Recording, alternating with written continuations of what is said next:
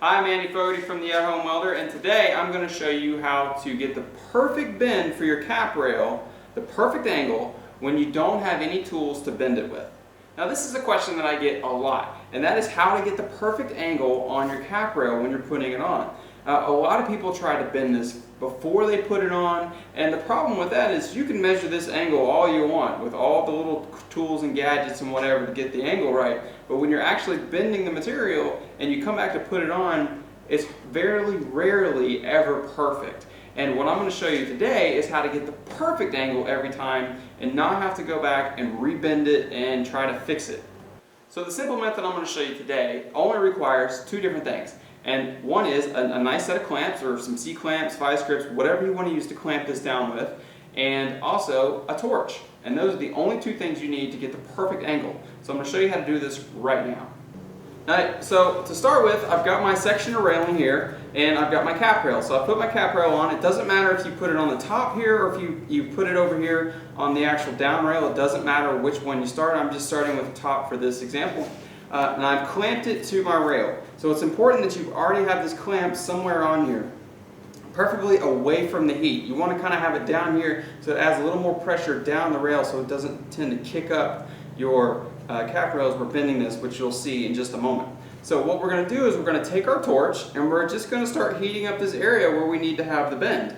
Now we're not going to come out too far because that's going to cause this area to bend, and we want it to bend obviously over here where the angle is. So just keep that in mind. You want to keep the heat a little more further back than forward.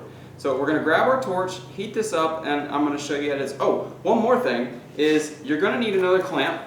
So I've got my vice clamp. You can use C-clamp or whatever. Now, before we start heating this up, you want to go ahead and get this right so you're going to be able to clamp this quickly. So you can see my clamp is a little too tight, so I'm just going to go ahead and adjust it so I can clamp this really quickly with one hand. So I'll just be able to pop this on and clamp it. Now of course this is going to be down here because what we're going to do is we're going to heat this up and start bending this down, but once it gets down and starts touching the metal, we need to clamp this very quickly so it doesn't start to pop back up when we take the heat away. Because we're going to clamp it and then continue to heat just a little bit more to get that to set, and then we're going to pull the heat away. So we'll already have this clamp so it won't pull back up. So let's put some heat on this and I'll show you how to do it.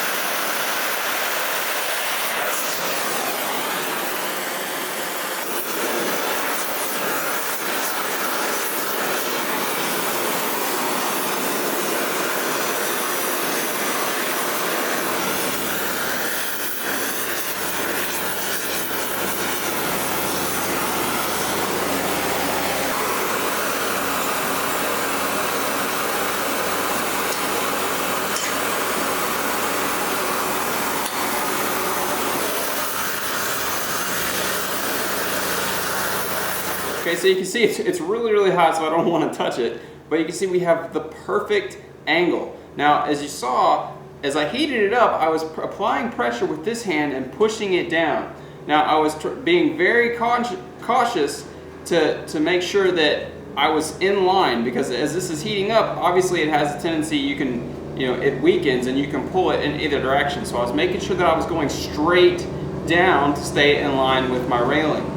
So what I did was I grabbed my clamp really quick as soon as this was touching the metal, and I clamped this in place so I didn't have to hold it down here anymore. And then what I did was I actually started to heat up, bring the heat a little bit further down.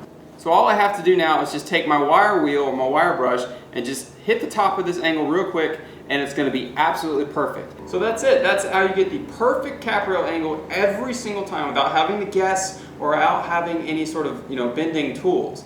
So I'm Andy Fogarty from the AtHomeWelder.com, and for more tips and tricks for the beginner and hobbyist welder, stay tuned because I'll have more great videos for you.